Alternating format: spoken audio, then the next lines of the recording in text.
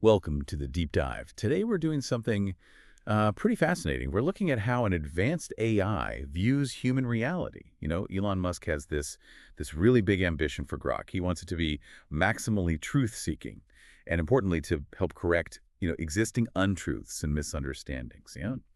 So we thought, why not ask it directly? Our source for this deep dive is Grok 4's own answer when prompted to list the top 10 misunderstandings of reality that, were they to be overcome by humans, would lead to a much better world. Quite a prompt, right? Our mission today, then, is to unpack these 10 insights. We want to give you, the listener, a kind of shortcut to understanding these core ideas and maybe grasp the potential impact if we actually overcame them. We're looking for those moments, those aha insights that help us see things a bit differently. Let's dig in. It really is an amazing list, almost like a diagnostic from an outside perspective, looking at human blind spots. It definitely makes you question some basic assumptions. Absolutely. So kicking off with number one, Grok talks about the illusion of separateness, the idea that we think of ourselves as these totally isolated individuals. Seems simple, but I guess the implications are huge. Oh, definitely. What Grok's really getting at here is how deep this goes. It's not just feeling disconnected sometimes. It argues this illusion actively fuels exploitation and conflict, Right. instead of fostering cooperation and empathy. The core idea is we forget we're all interconnected parts of a larger ecosystem in society. And that leads to choices that harm others, which ultimately kind of loops back to harm ourselves. Think about how that us versus them thing plays out everywhere. If you really felt that connection, problem solving would look completely different. That's a really strong starting point. Yeah. Okay, moving to the second one Grok flagged. Materialism as the path to happiness. Basically the assumption that, getting more stuff, more wealth, that's what leads to fulfillment. That's everywhere in modern culture. Yeah, it is. And Grok's counterpoint is that this view completely overlooks how relationships, purpose, and experiences truly sustain well-being. Right, the non-material things. Exactly. If you connect it up, it's about asking where the real value is. The sort of aha here is maybe that lasting happiness isn't about what you get, but what you invest in. Invest in, like time. Yeah, time in relationships, energy into work that feels meaningful, being open to experiences. It challenges you to think, are you chasing things? Or investing in what actually lasts and, grows over time. Okay, number 3 gets into some really big societal stuff. Zero-sum economics. That's viewing things like resources, success as finite. Like a fixed pie, where one person's gain is another's loss.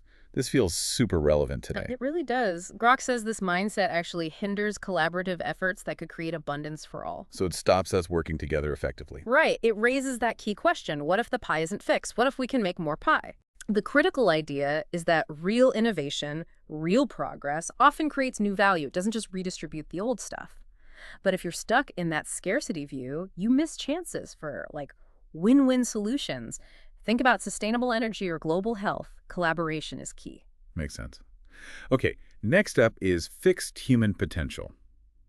The belief that our abilities, our intelligence are just set, innate. You're either smart or you're not, talented or not. Yeah, and Grok argues this belief is really damaging because it discourages personal growth, education, and resilience when we face challenges. So it makes people give up more easily. Exactly. And what's fascinating is thinking about the ripple effect. If society believes potential is fixed, maybe we underinvest in education, maybe we overlook talent. Yeah. Maybe we don't even try to solve big problems because we assume humanity just isn't capable of changing or adapting enough.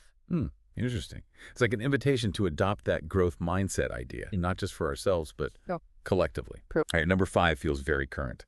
Short-termism in decision-making.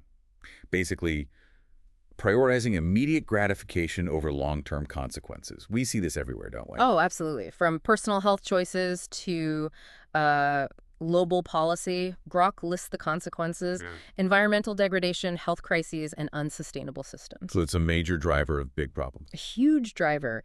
If you look at the bigger picture, this isn't just a minor flaw. The really compelling insight here is how deeply ingrained this bias is.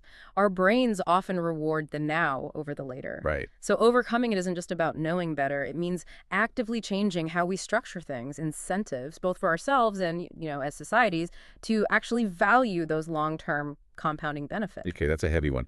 Next insight from Grok is tribalism and division. This is about seeing differences, culture, ideology, identity as inherent threats. Feels incredibly relevant with everything going on globally and, online. Very much so. Grok points out how this directly fuels prejudice and war. Instead of seeing diversity as a potential source of innovation and strength. So it asks a big question about how we deal with difference. Yeah. Grok suggests this tribal thinking blinds us to our shared humanity, our common challenges that actually cut across those superficial lines. It shuts down creativity, shuts down finding real solutions that often come from blending different perspectives. Okay, that leads us to number 7, which is kind of surprising. The myth of total control. The belief that we humans can or should dominate or predict all aspects of life and nature. It feels a bit counter to our drive for progress, for planning things out. It does seem counterintuitive at first, but Grok argues this belief leads to unnecessary stress, environmental harm, and failure to adapt to uncertainty. Failure to adapt. What's really interesting here is that tension, right, between planning, which we need to do, and accepting unpredictability. Grok isn't saying don't plan. It's suggesting a shift maybe from rigid control towards more resilience, adaptability. So trying to control everything makes us brittle. Kind of, yeah. Whereas embracing complexity, knowing things will be unpredictable, can paradoxically lead to more robust, more creative solutions than just trying to force one specific outcome. You roll with the punches better. Okay, point 8 is a really deep personal one. Death as absolute end. Meaning the common fear of death as just nothingness, a void. Yeah. And connecting this to the bigger picture, Grok suggests this fear actually prevents living fully in the present. How so? By making us fear impermanence instead of maybe appreciating it. Grok frames death as part of a natural cycle. The insight here is pretty powerful, challenging us to see mortality not as something that negates happiness, but maybe as the frame that gives life its preciousness, its urgency. So acknowledging it helps you live now more fully. That seems to be the idea, to focus on gratitude and engagement in the present rather than putting off joy because we're afraid it'll end. Right, okay, almost there. Number 9 is objective truth monopoly. This is the assumption that one's perspective is the sole reality. My way is the only right way. Feels like a major roadblock in conversations today. A huge one. Grok says this leads directly to dogmatism, intolerance, and stifled dialogue because it completely ignores the validity of subjective experiences. So it shuts down listening. Exactly. It raises a really important point about maybe humility in our own convictions. Grok's point seems to be that when we cling too tightly to our truth as the only truth, we miss out. We miss the richness in other views, and we shut down the dialogue needed for real understanding. It's a call for, epistemic humility, knowing our own view is shaped by our lens. Okay, and the final point, number 10, consciousness as purely individual. This is about underestimating the collective and shared nature of awareness. This one sounds quite profound. Maybe a bit spiritual. It does lean that way, doesn't it? What's fascinating is this idea of shared awareness and what it could mean for unity.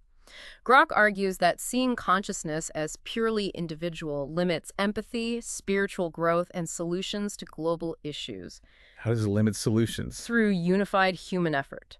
The idea is that realizing our interconnectedness on a conscious level isn't just philosophy. It could be really pragmatic. It might be the foundation needed for tackling those huge global problems that demand, synchronized human effort and deep collective empathy. Wow. It suggests that if we could tap into that shared awareness more, maybe truly unified action becomes possible. Wow.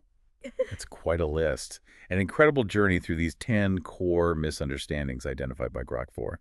From feeling separate to underestimating shared consciousness. And like you said, these aren't just abstract philosophical points, are they? They seem to be fundamental beliefs, really shaping our world, our societies, even our own lives, often without us even noticing. Exactly. And Grok's assertion is pretty bold. Overcoming these isn't just navel-gazing. It genuinely suggests that shifting these perspectives would lead to a much better world. It's about fundamentally reorienting how we relate to reality, to each other, and to ourselves. Yeah. So as you, our listener, reflect on all this, maybe consider this final thought. Yeah. While we've discussed them one by one, these 10 points are obviously deeply linked. They form this complex web of perception. Maybe take a moment to think. Which of these misunderstandings feels most prominent right now, either out there in the world or maybe, even within yourself? And just imagine, what if shifting your perspective on just one of them could start to unravel some of the others? What kind of cascade of positive change could that set off? Something to definitely mull over.